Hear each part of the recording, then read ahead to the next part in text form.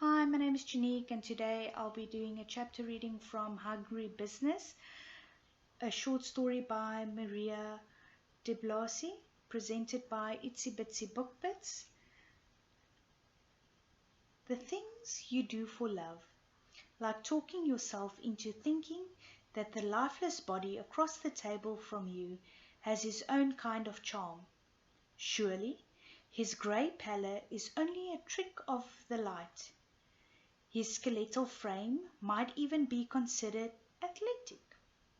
You try not to look at his chipped and bloodied fingernails as you force down your mediocre steak tartare. Sadly, the room temperature appetizer will be the hottest thing on the menu tonight. You feel the cold seeping into your toes and mask your discomfort by laughing too hard at his lifeless jokes. In the pit of your belly, you know you can't blame an expired sense of humor on bad lightning. Later, in the safety of your home, you try to wriggle feeling back into your toes and heart. You put on every lamp in the house and plug in the twinkle lights you never took down after Christmas. What was the point? You can never have too much of their warm, cheery glow. Without them, your apartment looks as grey and empty as the world outside. You put on an extra pair of wool socks, settle into your window seat, and watch the cat on the windowsill in the apartment across the street watch you. It has become something of an unspoken ritual between the two of you. Home by 9, your dates always end early, snuggled on the window seat by 9:30, mug of chamomile tea in hand, waiting to see the orange tabby crawl behind the thick curtains and settle in for a night of stargazing and people watching. You vow you'll never date again. It's not worth the risk. Desperation drives you out again. There are only so many microwave meals you can eat alone before your mac and cheese begin to taste of desolation and a half-lived life. What does it take to find another beating heart in this city?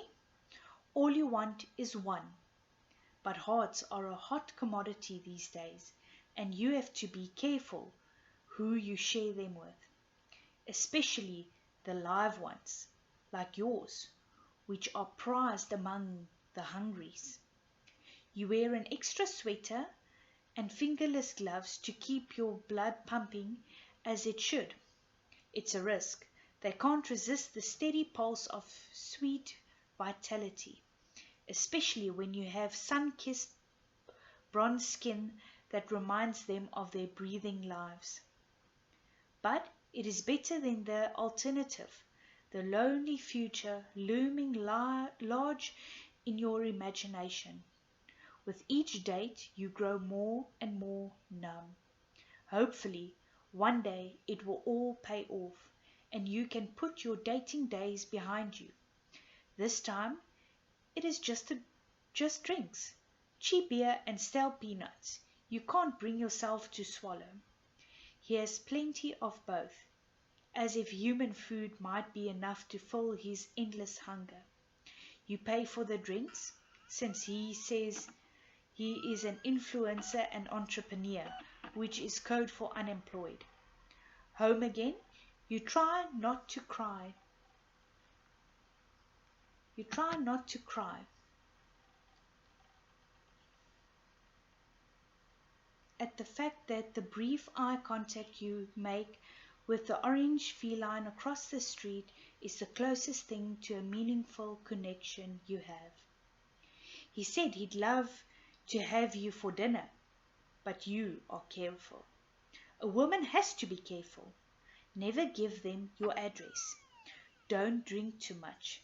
Be aware of your surroundings at all times. Carry grave dirt to throw at them if they get too forward. Be ready to run to the nearest safe space if needed. The good news is that the hungries, while persistent, are dumb as fuck. Brain rot, you know, and slower than the sickness overtaking their bodies. Unless, of course, they are well fed, which is rarely the case. You make sure you aren't on the menu this time around, and take particular effort to choose a location full of breathing bodies. A restaurant for the living. It wouldn't do to surround yourself with a host of these purgatory-like creatures, lest your limbs become stiff and your skin turn as green and rotten as a cadaver's. What's that old expression? You are who you hang around? Either that or your dinner. Be a hungry or be food. That is a new one that came about when the contagion first started. Still, you are curious. More than that, lonely. That's how they get to you. This one looks a little better, you think optimistically. You sit across from each other at the dinner table. The white tablecloth is as smooth and unblemished as his collared shirt. He has dressed for the occasion, taking care to hide the evidence of his affliction as best he can, though truly there is only so much he can do with a missing ear and half a brain. Still, the tuxedo and carefully applied makeup are enough to create the illusion of pumping blood beneath his pallid, blush-stained cheeks in the right light, which is another reason why you chose this place. Candlelight can hide a multitude of sins. His manners are studied and smooth, as if he has spent a lot of time practicing more human-like movements and behavior. You admire a man who makes that kind of effort. He watches you as much as you do him, as if he is trying to remember what it was like to be alive. When you reach for your wine glass, so does he, only his thick decaying fingers almost crush the stem, whereas your nimble live ones carefully bring the dark red liquid to your mouth. You try not to notice how he stares at your lips, stained now from the wine, wondering perhaps how you taste. As it turns out, he does get a taste of you. You've been surreptitiously picking at a hangnail on your pinky finger. That's how scintillating the conversation is.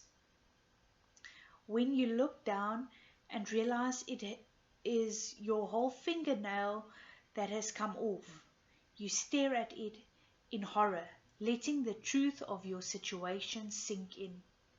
At least he has the decency to wait until you've left the table before grabbing your napkin and stuffing your bloody nail in his mouth. A little color comes back into his face. He groans in ecstasy. Nice to know you could still have that effect on a man. Still, it makes you feel cheap, used, like all he wanted you for was your body.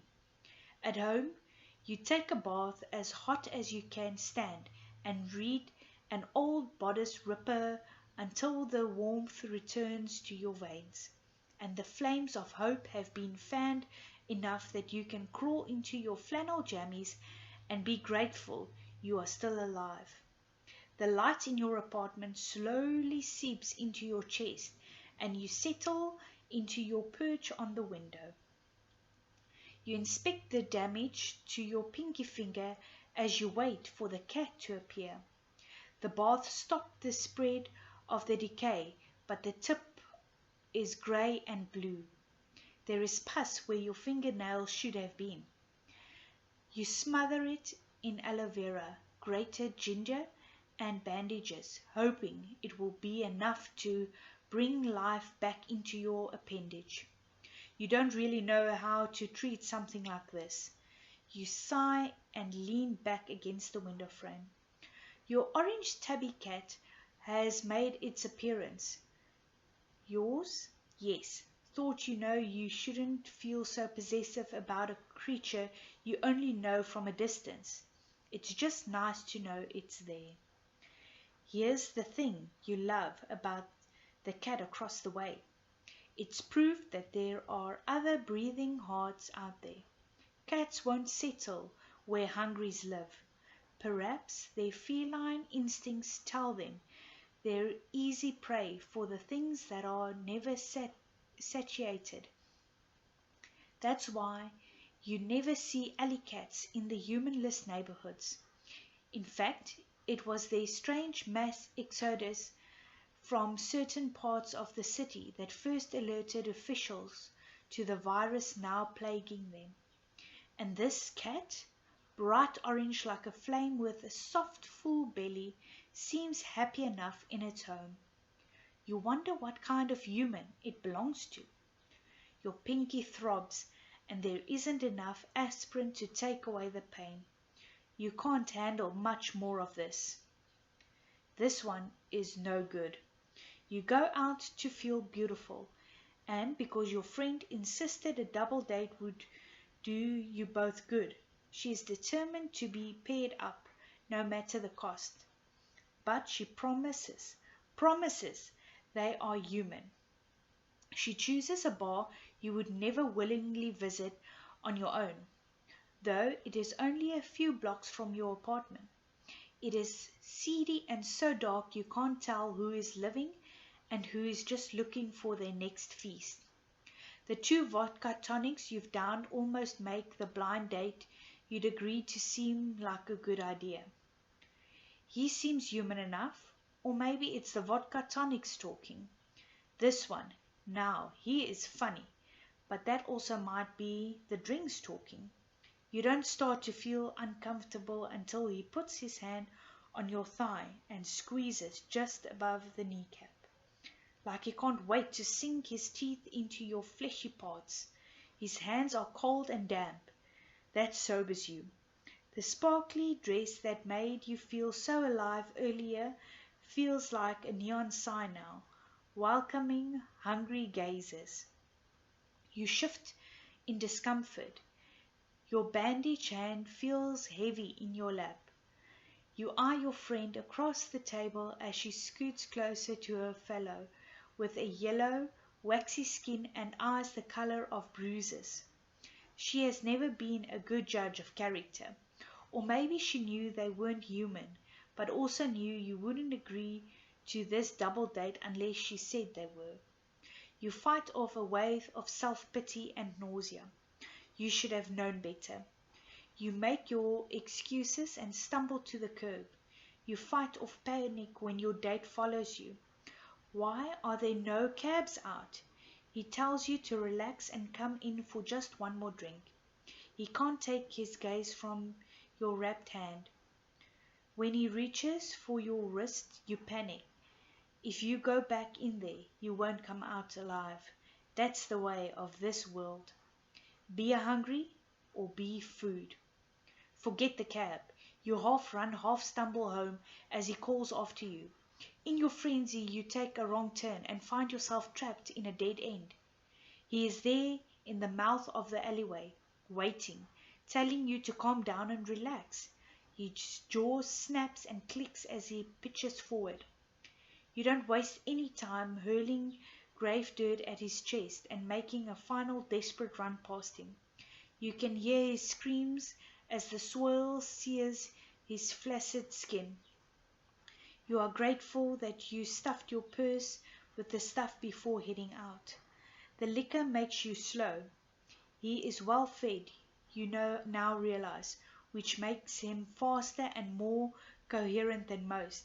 This is probably why he passes for human to the less discerning gaze. It's also what makes him more dangerous. The more they feed, the more they want, and the brighter your heart looks to them. You throw handful after handful of your grave dirt to send him back where he belongs. One more block and you are safe. You dig around your dirty purse for your keys and stumble over cobblestones. He claws at your skirt and you use your keys to gouge his eyes. Then make a run for your building's front door. You punch in your code and yank the door open. Make one last sprint up the stairs to your second-story apartment. Belatedly, you realize you were a fool not to yank the front door closed behind you. Instead, the fetid smell of bad breath and a grave dirt-stained body follows you up the stairwell. You see him rounding the corner of your hall just as your key slides into your lock. You push your door open and slam it shut just as he shoves himself against it. It takes all you have to lock your door and slide the flimsy security chain in place. The door rattles and shakes against your back. The grave dirt ate away his jaw, so you can't understand what he is saying. Nothing good, you are sure. The neighbors won't call the cops, even with all the noise. Nobody wants to get involved with hungry business. You are on your own. You push yourself away from the door and begin stacking furniture against it. First, a trunk where you keep your extra blankets. Then, a small bookcase and a chair under the doorknob. Hopefully, it will hold. It has to hold. You flinch when you see a deep gouge pop through on your side of the door. This is what happens when they know where you live. This is what happens when you forget to make sure your grave dirt is fresh. It is taking forever to send him back where he belongs, and when it does, it might be too late. That's the kind of world you live in. You put on every light in your home and light a fire. You turn the heater on high and wrap yourself in scarves and blankets as you huddle against your kitchen island, facing your door. It will be a long night.